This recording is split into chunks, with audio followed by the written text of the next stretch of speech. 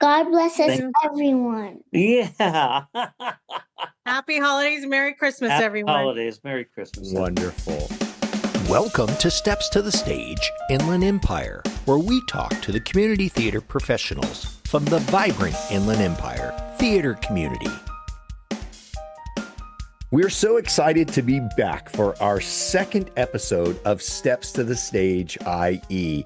This is really exciting for us. It's something we've been talking about for years, actually. We recorded our first episode a few months ago. Now we're recording our second episode, and we're pretty excited because we have some people that are familiar to Steps to the Stage and that they've been involved in many of the productions that we've done episodes for. But I'm really excited, especially because we have this young gentleman named Jasper Pyle on as well, with our director Sage Patel and cast member Kit Wilson for the upcoming Riverside Community Players, A Christmas Carol that is happening at the Riverside Theater, Riverside Box Theater, coming up, opening on December 5th and running through the 14th. Do I have that correct? It's the 5th through the 14th. It's at Riverside Community Players. Wonderful, wonderful. But Jasper here was actually in our first season, and he probably doesn't even remember that because he was just, I think, not even one yet. And his wonderful parents were on, and they were giving us a great discussion about preparation for acting, since they're both not only professionals, but they teach and have been involved in so many different productions. So it's amazing to see Jasper here. And I've been lucky enough to see him on several productions that are at the 7th Street Theater in Chino. But we're here to talk about Riverside, and we're here to talk about A Christmas Carol, and we're here to talk about Sage. This is one of your first productions you're directing, if I'm not mistaken. My very first time directing. I love that. And you've been involved with theater, at least from my perspective, for the last couple of years. But I'd love to hear, I don't know that we've really gone in depth about some of your history. And if you could just quick give us an intro bio, as it were, our audience would love to hear.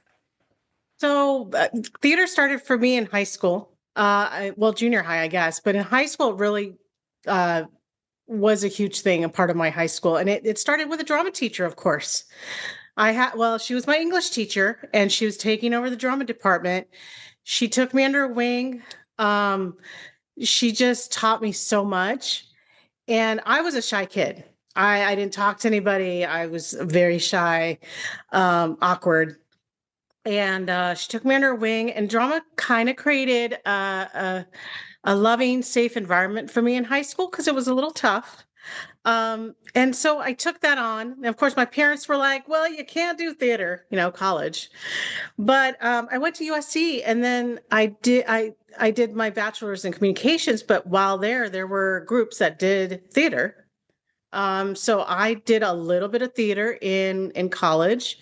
And then, of course, we all grow up, and I ended up, getting a job, doing all the things, getting married, having my boy Dylan, and you get wrapped up in kids. The kids are the most precious things in our lives, and I spent a lot of time with my child. And then he grew up a little bit, didn't need me as much.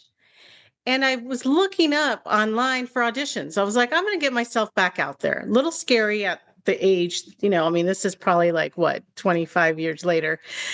And I showed up to an audition for Farndale at Chino. And that's how I found Chino Community Theater. And then, of course, I met Paul and Karen. Yes. And Jeff Deards and Julie Mort. Those people were so welcoming, and I stayed. And just as a history, Jeff Deards was actually the director of A Christmas Carol that I was in back in 2019. And I got to play a couple of characters, and it was really great.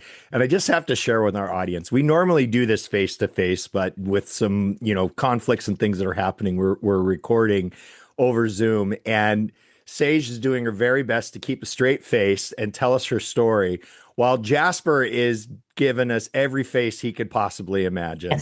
And it is just fabulous. Get you into the holiday season. Sage, thank you very much for that. And let's go through and let's meet Kit, because Kit, you and I, this is the first time I think we've been able to interact. I'd love to hear a little bit about your story as well.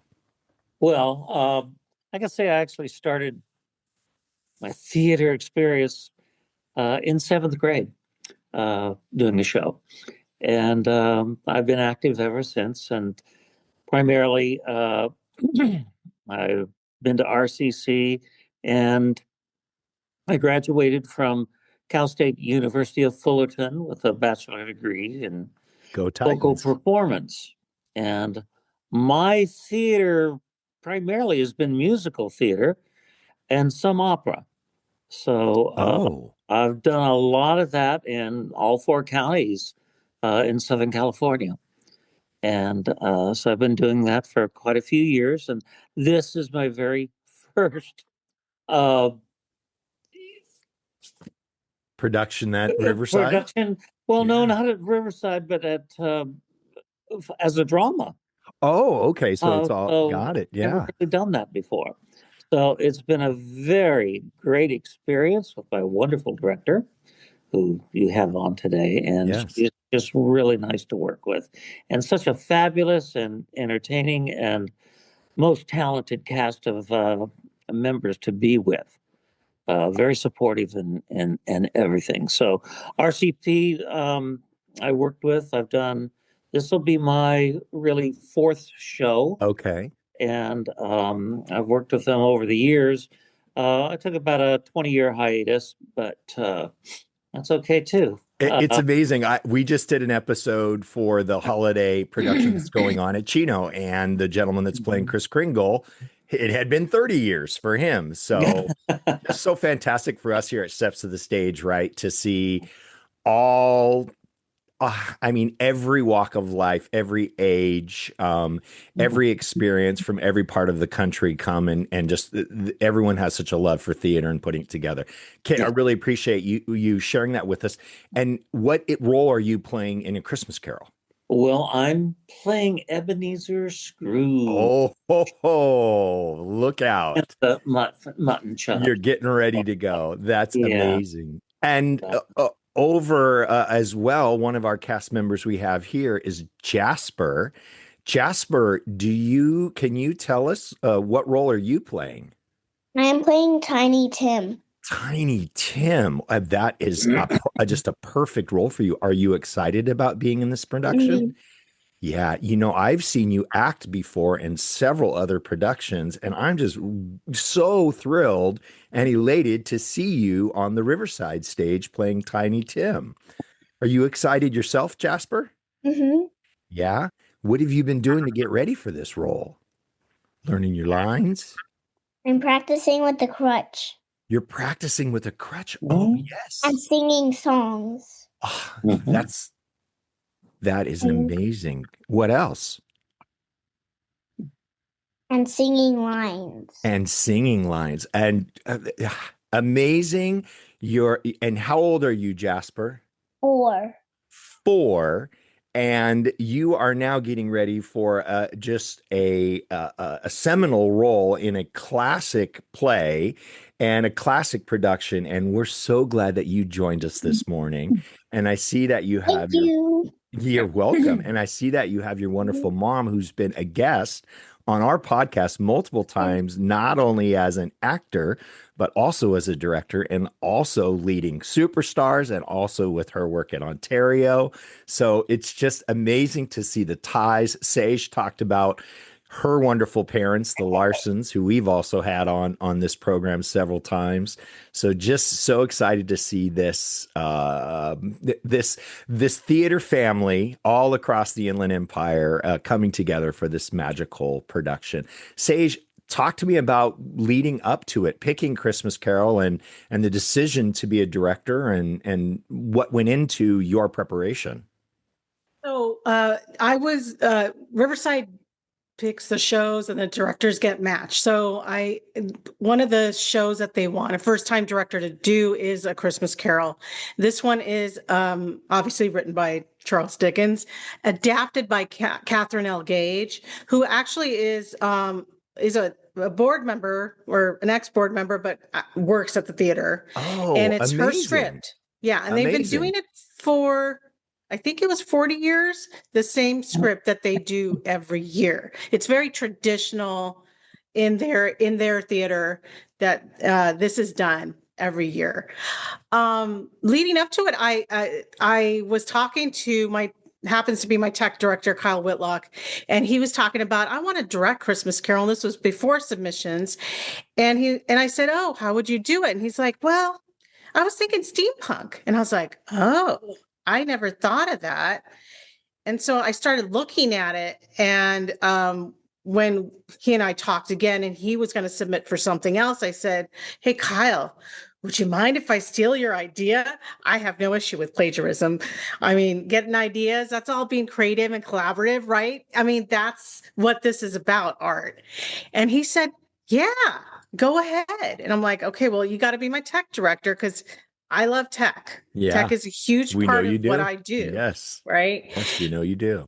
Yeah. And so I thought about it, thought it through, submitted it in the vision's changed a bit, right? What we can make happen in the time frames and the holidays, people are mostly volunteering, but it's such a beautiful production. I mean, the steampunk elements, they're elements to the natural Victorian age. Yeah. So the story's still the classic. Yeah. It's the visual that you get all that steampunky kind of stuff. And in Riverside, if I'm not mistaken, you're essentially in the round, as it were. So you have audience members all around you.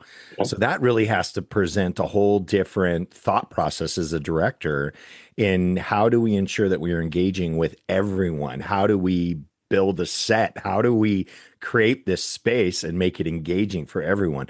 Tell me a little bit about that process. Yeah, so that was for me a challenge, but it was also just a lot of fun because there's a lot of fun blocking you can do with this show. Again, minimal set pieces. Yeah. We're using that entire stage. I mean, Kit and Jasper can attest. We're using that entire stage to tell the story. We're just bringing in pieces, but the challenge is getting to all the sections, or like you said, making sure the audience members have the view and like they're not missing out. Because I know if I sit there, I'm like, oh, I couldn't see that, but I want to, so I think about it. At points, I may be over blocking, and so I got to keep that in mind and trust my actors to be like, hey, make sure we're feeding the entire audience because everybody's going to want to see what you guys are doing. Now, Kit, you've said you've done several productions here before. I'm sure you can help someone, Sage, who's a first-time director there. Tell us a little bit about your experience there and specifically your approach with Ebenezer into the space. Well, like you said, that's my fourth show, and I've worked with many directors, and I'm very happy and pleased to be working with Sage. She's fabulous. And it's probably one of the most organized directors I've ever worked with. I mean, boy, she had cast lists out. She had all kinds of notices. She's using band. She's just very informational, and it's just wonderful to work with somebody with that much because that puts so much you don't have to worry about. Kind of, you focus on the acting. You don't focus about that. That's great to hear. Right. Now, as far as my approach to Ebenezer Scrooge, well, one of my favorite movies during Christmas time to watch really is Scrooge with Alistair Sims. Okay. And to be able to play a role like this is just fabulous. I did have one of my producers say that there are two roles that an actor just loves to do and really needs to do, and that is Ebenezer Scrooge, and the other is Hamlet. Well, I wouldn't be any good at Shakespeare. I know that, but and Scrooge is coming along really well. And my approach has just been really catching every single film that I could see of every actor, including the animated version, just to get a good idea and some just searching history background. What was it like to live in 1843?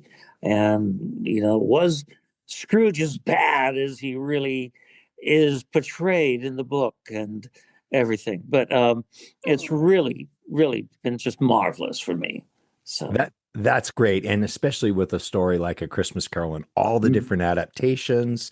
yes. There's so much source material for you to go to, which can be good and bad, right? Because sometimes if there's one that maybe is very popular, or you may find yourself, going in that realm. But I love that Sage is taking on a thematic with the theme punk to kind of take you away from that. It establishes right from the beginning, this is the overall look. We want the same message, but we're gonna present it in a different way. So speaking of presenting, while we've been talking, Jasper, I have a question for you.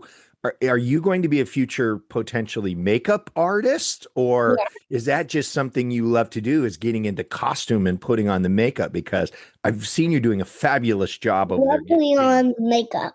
You're working on makeup. Yeah, it's important, isn't it? It helps to give that look. Do you like? You know why I put makeup on my face? How come? Why do you put makeup on your face? Because I was a raccoon. You were a raccoon, and I remember that.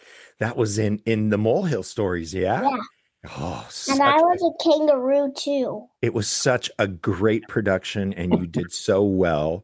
And I must comment, I know our listeners are can't see us, but Jasper has the most incredible blue bow tie on with a matching vest and just a fabulous, splendid shirt.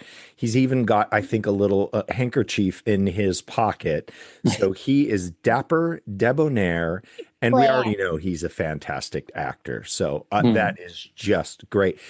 Sage, I'd love to hear about some of your casting, your other members that you've casted, and that casting process. That's, again, difficult because you now have a theme and you have the traditional characters. But talk to us a little bit about that casting process and some of the other actors in the production. So this script typically only has 8 actors playing multiple roles. We had 2 days of auditions. 3 roles when I was in it. You know how it Caroler, is. Fezziwig, and the Ghost of Christmas Present, I believe. You're just rushing around putting your costume on. You're like, hey, I gotta. Yes. Yeah. So initially we went in, it was going to be about 13 going in, because the narrator, I ended up splitting into 3. It's a lot of lines, and I want the narrators to be engaging. And so we split that into 3. So it made it a cast of about 13. When auditions happened, we had 29, 30 people show up, which was unusual because usually during the holidays, most theaters have a struggle of casting because people are busy. And that's understandable. Yeah, of course. When all the folks showed up, we decided to go to 19. So we split up a bunch of roles. Our spirits are most of them playing their spirit role alone. Okay. And there's a few people playing double roles.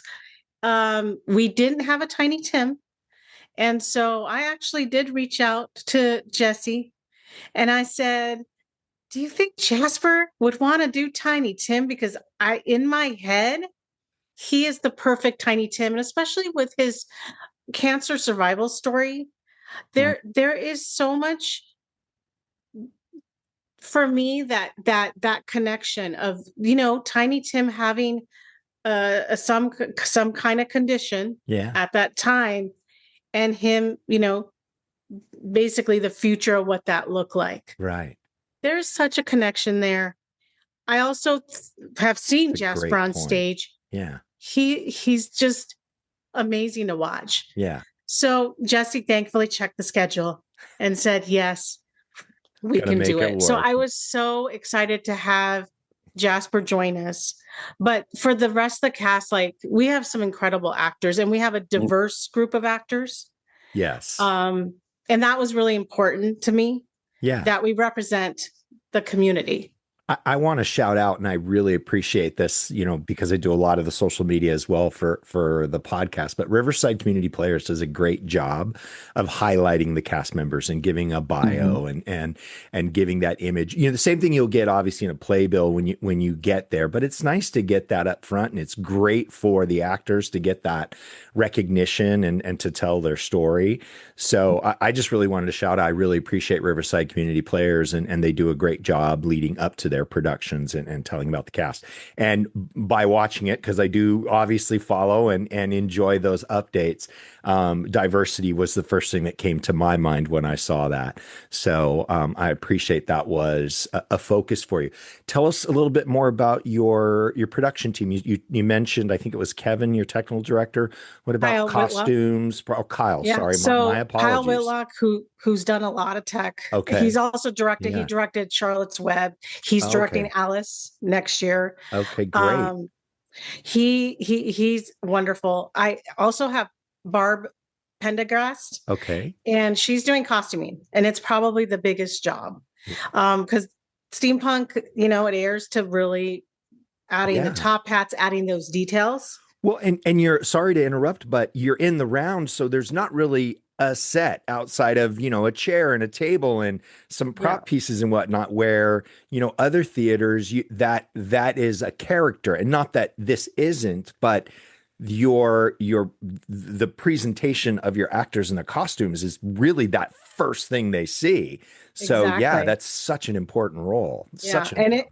And it was a big, and it was a big task. It's a big task, but when you see these costumes, you're going to knock your socks off. I mean, they're amazing.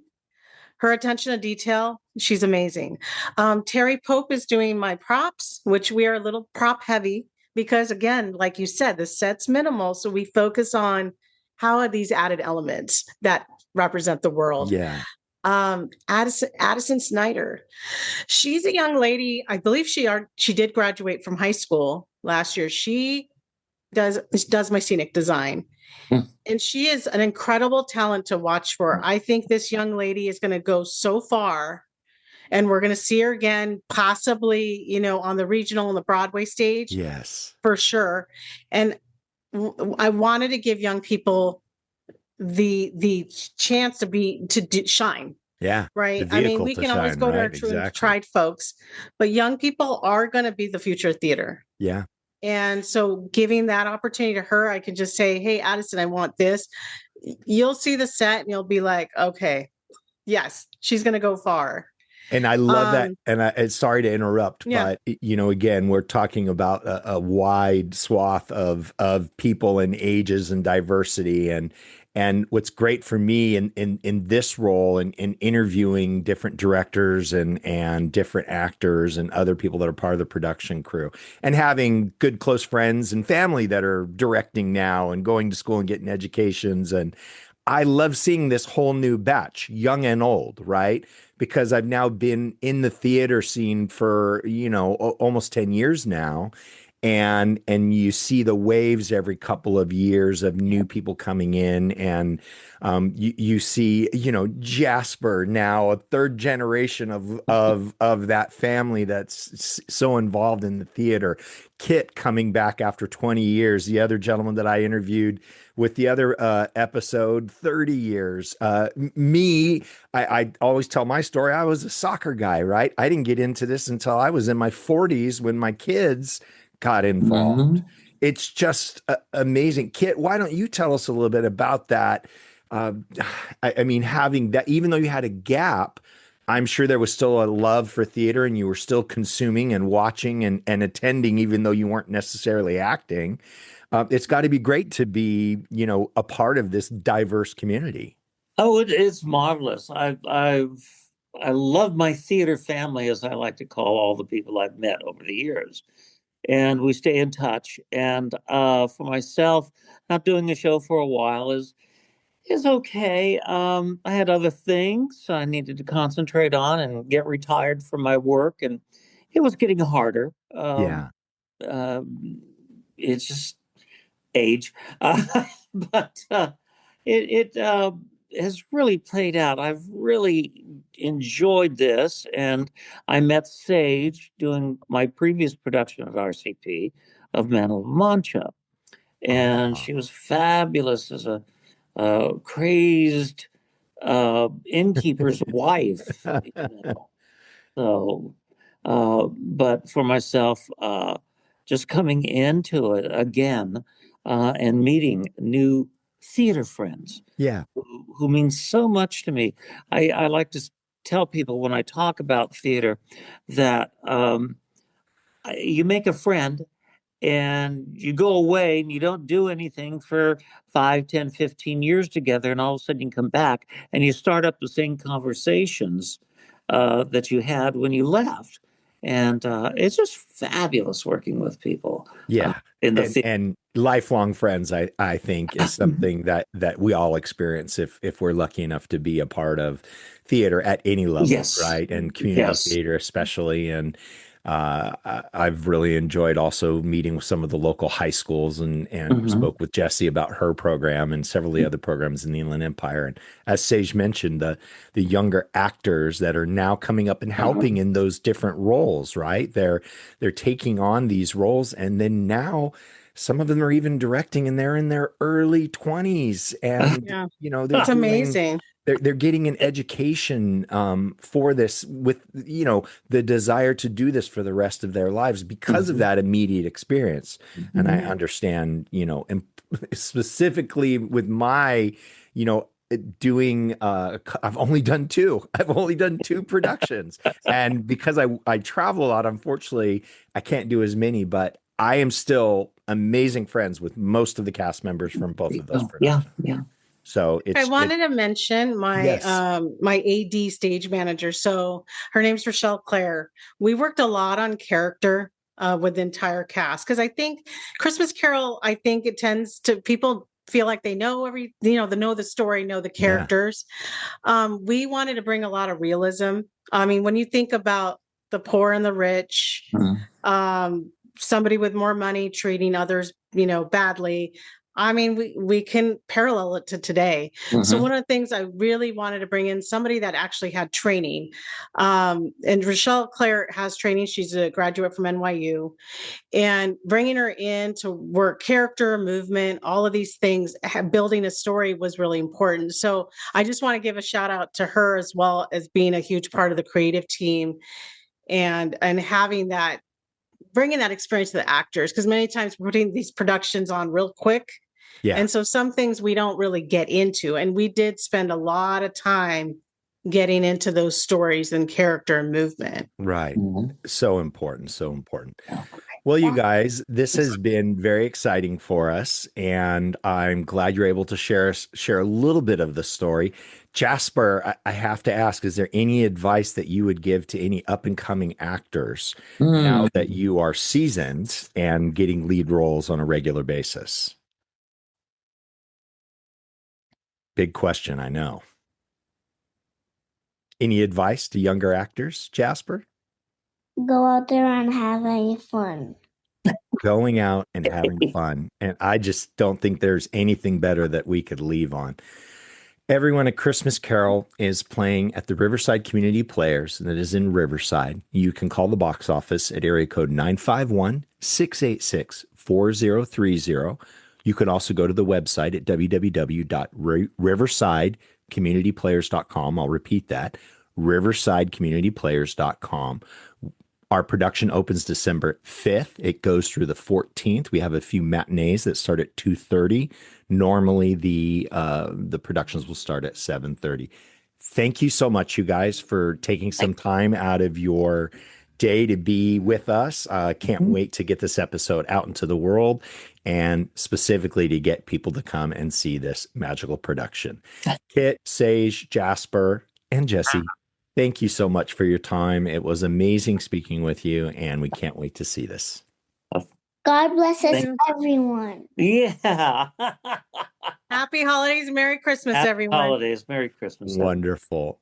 Thanks for listening to Steps to the Stage Inland Empire. Follow us on your favorite podcast platform. And if you're enjoying the show, leave us a 5-star rating and a review. It really helps. You can also follow us on Instagram, Facebook, YouTube, or visit our website. Steps to the Stage was created by Joey Rice and Kirk Lane. Logo created by Marley Lane.